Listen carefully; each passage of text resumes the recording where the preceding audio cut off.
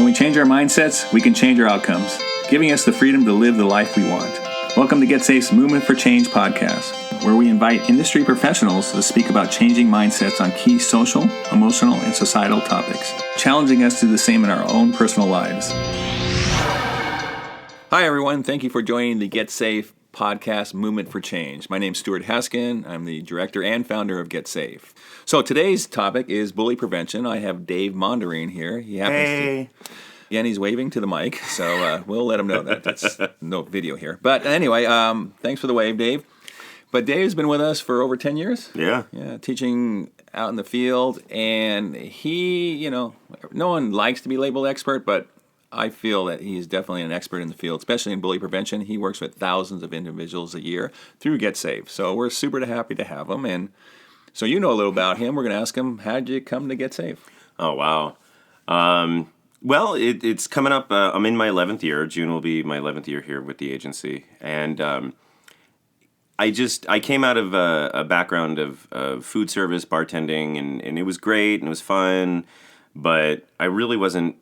I felt kind of empty, like, getting people hammered and stuffing them into taxi cabs really wasn't my thing anymore. And I felt a pull to do something different. And a friend of mine turned me on to Get Safe, saying, hey, they're looking for people with martial arts backgrounds to work with survivors of sexual assault and domestic violence. And I had already started kind of doing a bullying prevention program independent prior to my involvement with Get Safe, with different private schools and whatnot. And it just seemed a natural fit. So I came in, interviewed. You and I don't know, we just sort of hit it off. It was very interesting. Speak for yourself. No, he's right. But there is a little fun fact that he's hiding, which is, and it really shows in his gift of transfer of knowledge, how he connects. But you were a stand-up comedian for a little bit. I got on stage and had people throw rotten fruit at me. But yeah, I did. I told jokes for a little bit. I wasn't terribly successful, hence my employment here. No, kidding. But yeah, it was a season of my life that I enjoyed. It's something that maybe, if I ever learn how to be funny, I might try again. But yeah, it's a little background in performance, whether it's acting in plays or doing a smidgen of voice acting here and there, or stand-up comedy or improv or whatever. I love doing stuff like that. It definitely shows when you're out in the field for sure, because that's that connection you make with the kids and adults, everyone. So it's ages from 5 to we teach seniors and stuff. But that's the thing is getting up and presenting to somebody. Everybody sat through some sort of presentation where the person is just he or she just doesn't connect with the audience because maybe they're not as passionate, or maybe it's just a difficult subject. So boring sometimes. Some people just want to read it off the PowerPoint. But and I've had that where people nod off in the middle of I'm like, oh gosh, so I got to spice it up a little. Yeah. All right. Well, let's get to the bullying. So talk about the culture. What's going on in the schools? What's going on at home? All these different aspects of we're seeing, and we're reading some horrific stories, which we can get into later, about the results of extreme bullying behavior. Well, according to some of the statistics that are out there, depending on which ones you look at, whether it's Department of Justice or whatever, but generally speaking, and I just off the top of my head, if I remember correctly, between 20 to 25% of students are targets of bullying behavior on the regular. And that cuts across all socioeconomic strata. And it is... The effects range from kids missing school to depression, substance abuse issues, suicidal ideation, maladjusted behaviors when it comes to social interactions. So all these things kind of coalesce. And at the end of the day, what does it come down to? It comes down to an imbalance of power. Yeah. Somebody pushing somebody else down for whatever reason in order to make themselves feel better. Well, it was interesting you said socioeconomic. I was talking to someone the other day, and their kids go to a private school. Mm-hmm.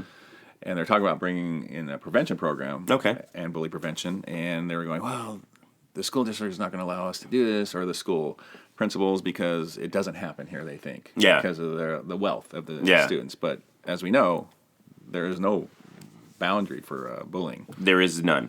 And that's the kind of hear no evil, see no evil, speak no evil, where if parents or administrators aren't aware of it, quote unquote unaware of it, then it doesn't exist. Right. But it does, and it's pernicious. It's insidious. It is something that will affect and infect a school culture negatively, and it will happen. It's not if, it does. Yeah, and we can see that from the stories every day. Yeah. Well, tell us a little about our Get Safe and our strategy and what we're looking at, how to combat it in the schools. Oh, absolutely. Yeah. So we have, at Get Safe, we have a few programs that we do. We do like a 45 to 60-minute assembly. We make it fun, interactive.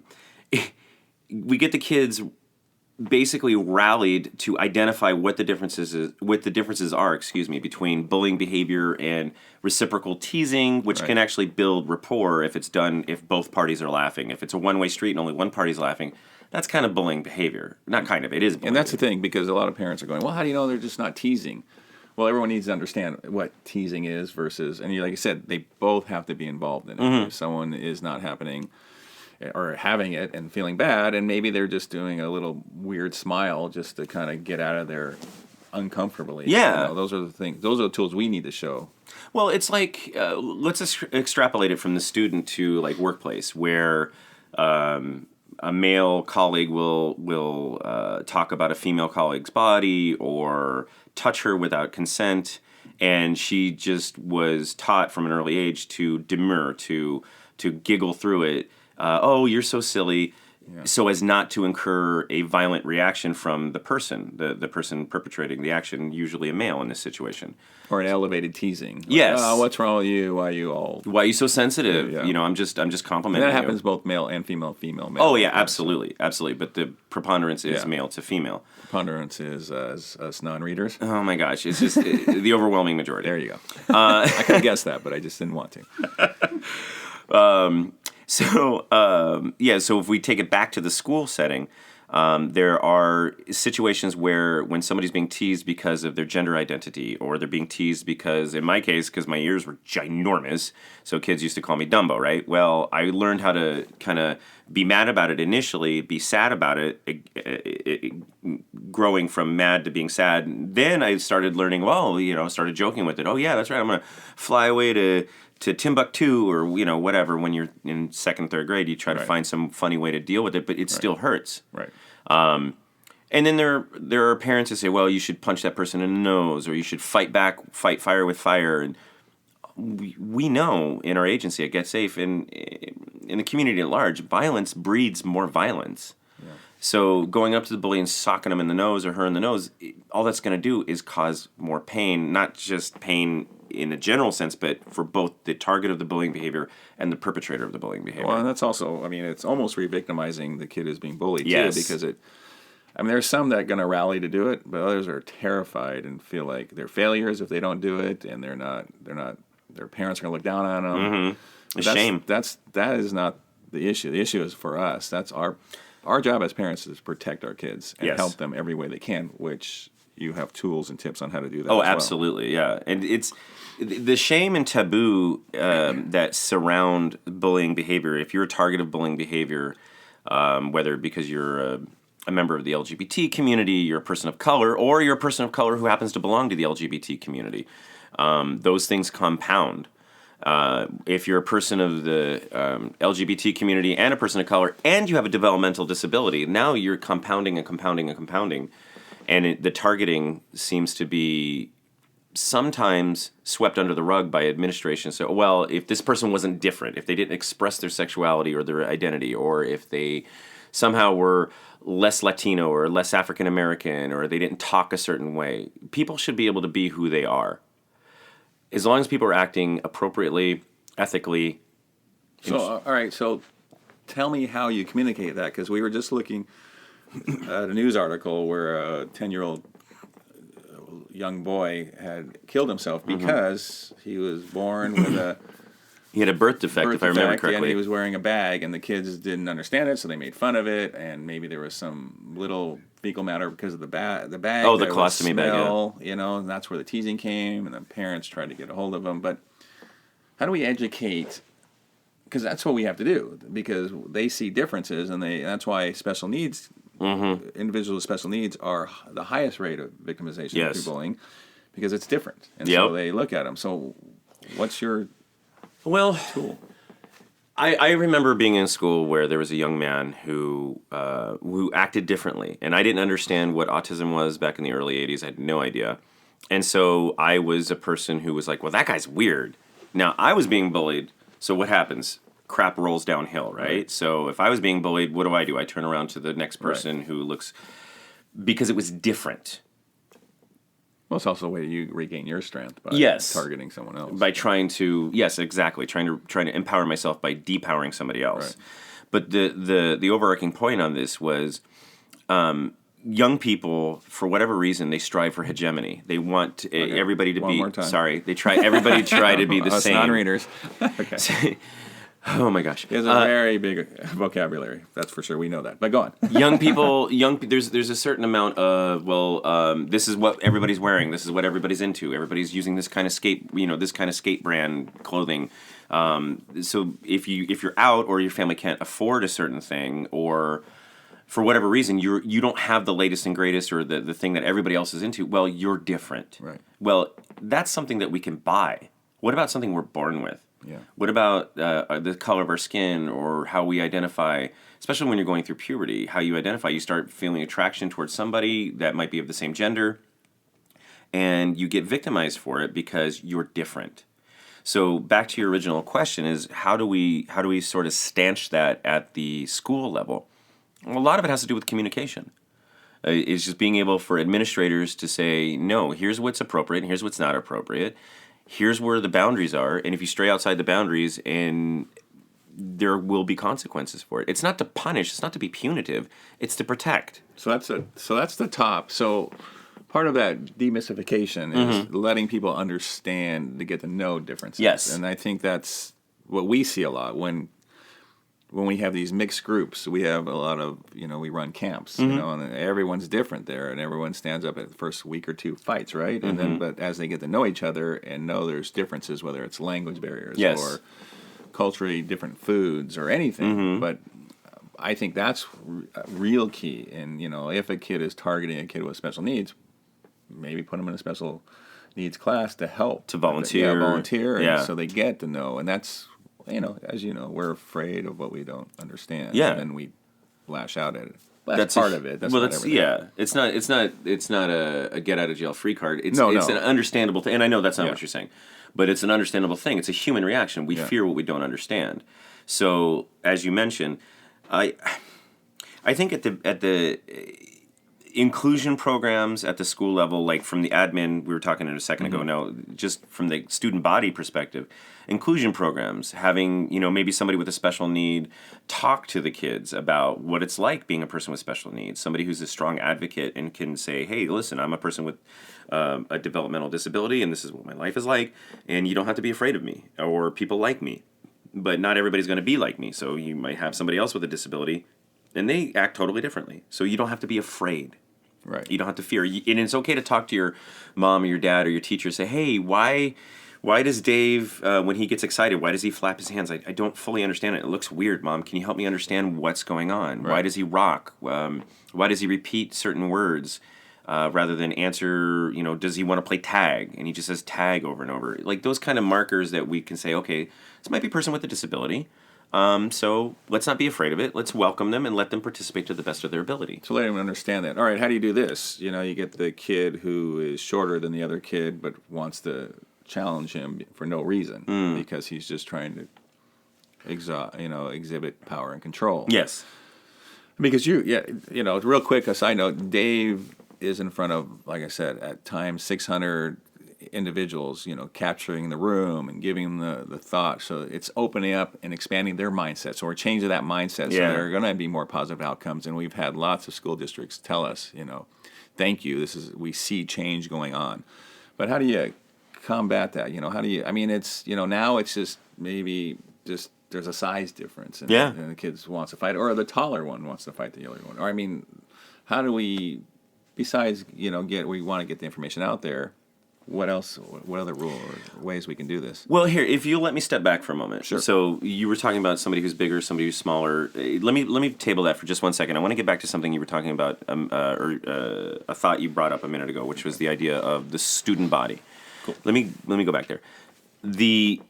at the end of the day, we have to help young people and parents and administrators understand the difference between reporting bullying behavior and tattling or snitching. Yeah. I cannot stress that enough.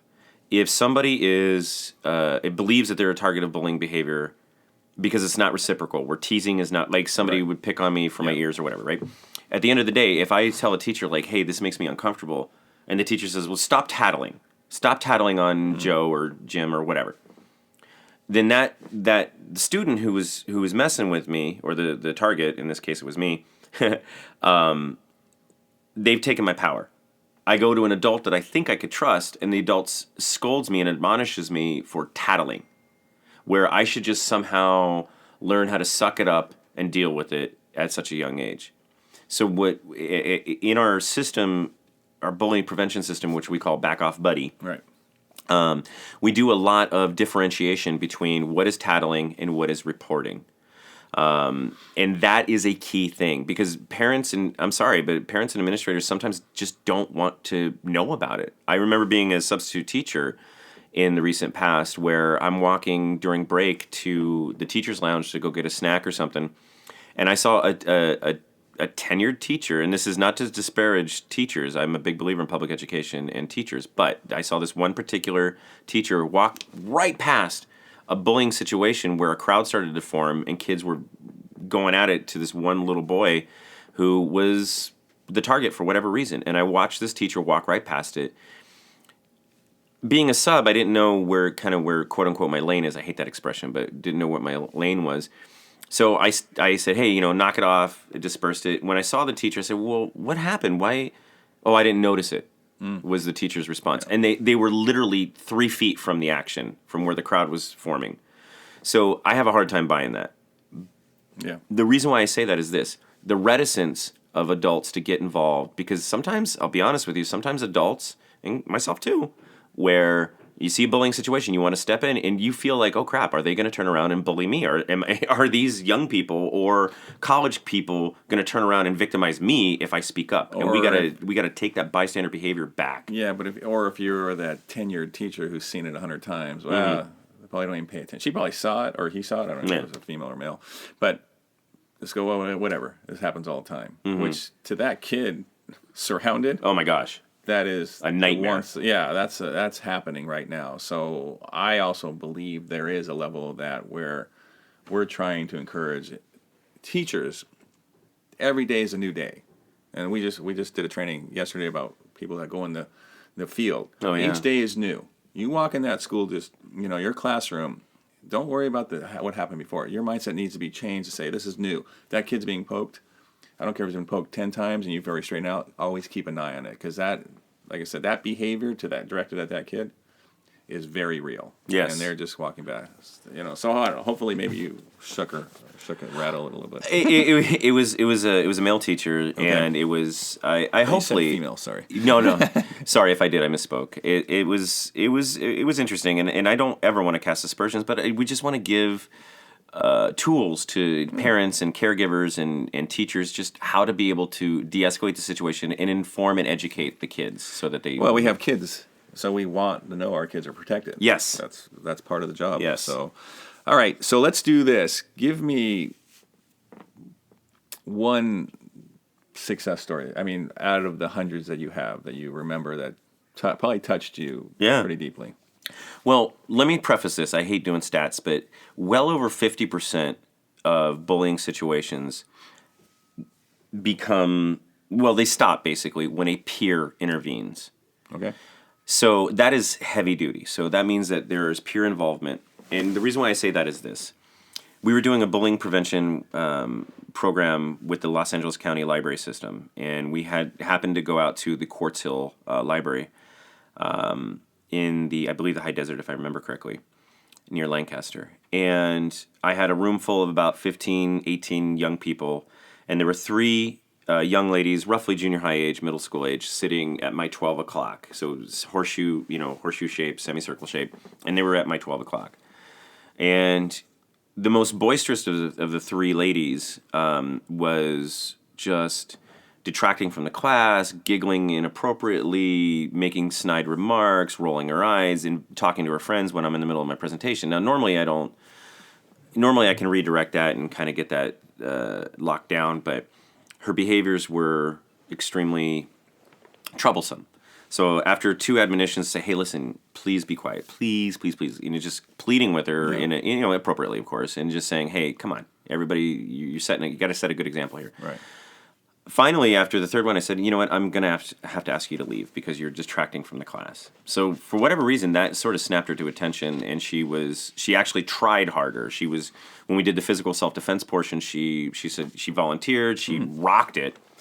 Well, push comes to shove at the end of the bad analogy. Anyway, at the end of the training, one of her peers was she was roughly 12, 13 years old. One of her peers, who was roughly 8 or 9, came up. Little tow-headed boy came up to me and said, "Hey, do you know why so and so?" Of course, I'm not going to use her name. Do you know why so and so was acting like that? And I said, "No." And he said, "Well, she's getting viciously bullied at school, and it's kind of an open secret that she's talked about hurting herself." And this little 9-year-old boy, roughly 9 years old, is telling me this, and it just rocked me to my core because her behavior was an outcropping of nervous energy from the situation that was going on. But because this young man came up and said, you know what, this might be why this is happening.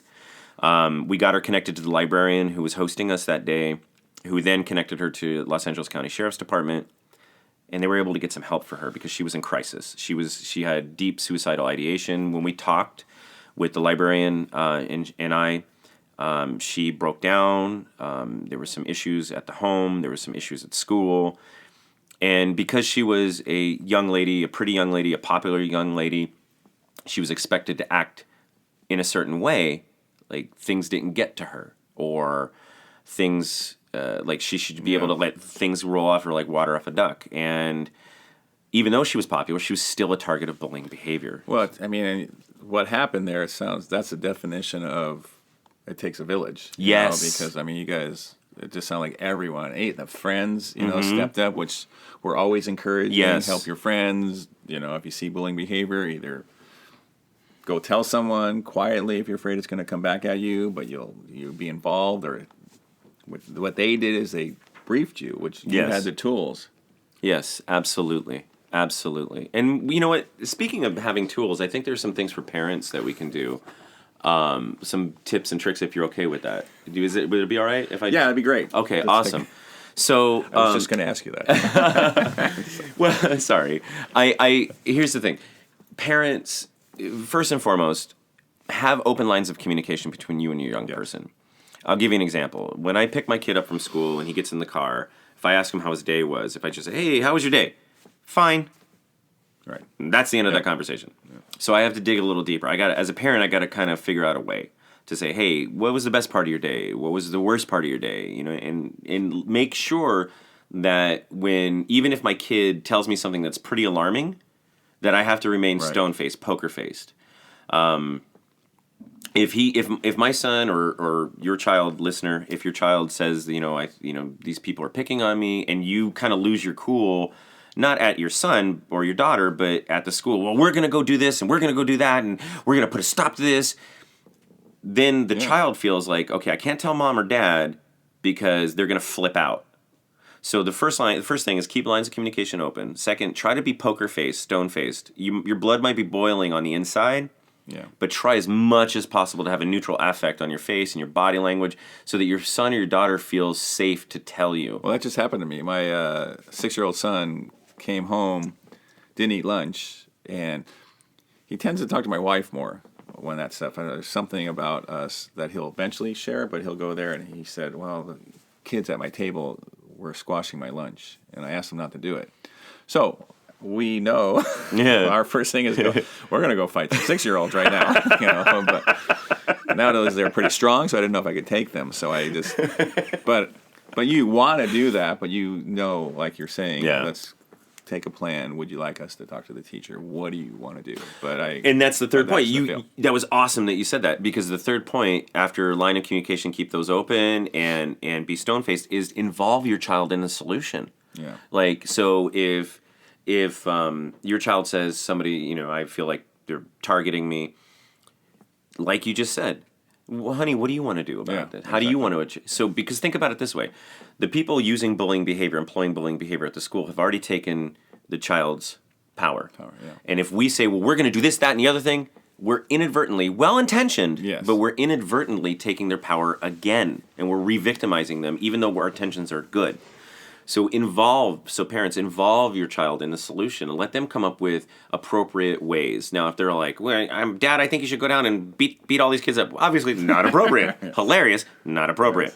So we need to find out, okay, honey, that's not something we can do, but what are some other things? And then brainstorm, because that's going to let your child, parents, it's going to let your child know that they do have a say in it, and they can advocate for themselves, and they can be empowered. And that's right there is rebuilding what was taken away earlier. Yes. And that's what, like I said, that's what I did with my son. And I took a moment alone with him and said, what do you want me to do? And you want me to talk to the teacher? And he just gave me a thumbs up. Not even much of a conversation because he's, 6-year-old, so he doesn't talk much. But anyway, and I completely agree with that because that is the power. So, all right. Well, I want to first thank you for what you do in the community. It's, we work together and we rip each other a lot, but I am very proud of the work you do and proud that you're a part of Get Safe. Anything you want to close with? No, at the end of the day, I think the movement for change is powerful. It's salient. It's something that any of us, whether we're a listener of this podcast or we're just some regular Jane or Joe in the public, we can grab on to the idea of like, hey, we want to change for the better. I mean, there are certain things where being constant is awesome. Such as, maybe if you have a high standard of living and you like it and you like that constant, that's good, okay. But let's boil it down to something of change as far as like who we are as people. I think we're always looking for self-improvement. Yes. And that's really what we're looking at. It's just improvement for not just personally, but for our community. Yes. And that's where our movement for change is. So thank Dave Monderine. My name's Stuart Haskin, founder of Get Safe. Thank you for joining our movement for change. Come to our website, getsafeusa.com. We have a page there. Let us know what your movement for change is. And if we can help, we are there. Thanks very much. Hey, thanks, Stuart. I appreciate it. Thank you, Dave.